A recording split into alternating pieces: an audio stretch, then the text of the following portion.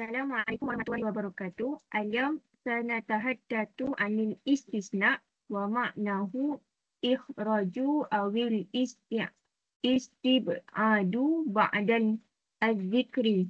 Misla hadara at-tulabu ila zaidan. Fakalimatu illa hiya adatul istisna wa isim wa ba'daha yusamma al-mustasna.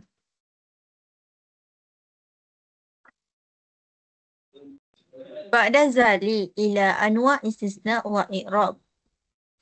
الاستثناء له أنواع ويتغير إعراب بحسب وجود نفي أو إثبات.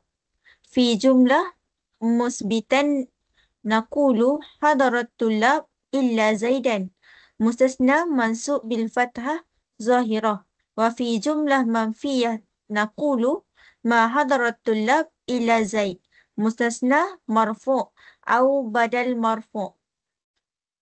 وقد يكون استثناء مفردا وهو الذي لا يوجد فيه مستثنى منه، مثل ما جاء إلا زيد. ثم استخدام غير سواء. وأما أسماء استثناء فهي غير وسوى وبين.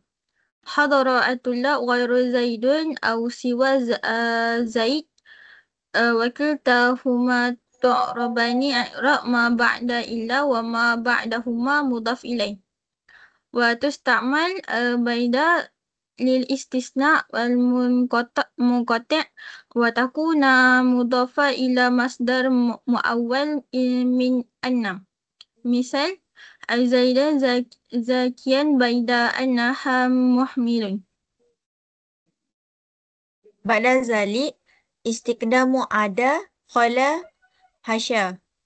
ومن أدوات الاستثناء أيضا عدا خلا وحاشا نستعمل أفعالا إذا سبقت ما مصدرية، مثل حضر الطلاب ما عدا زيد.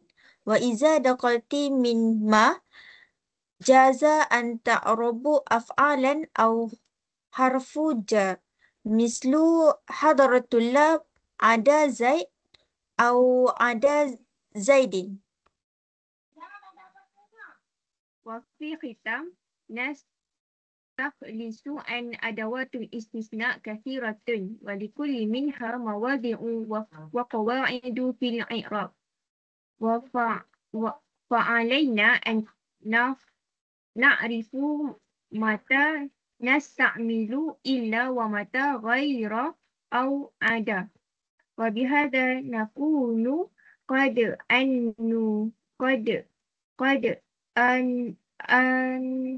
أنهينا عرضنا لهذا الدرس. والسلام عليكم ورحمة الله وبركاته.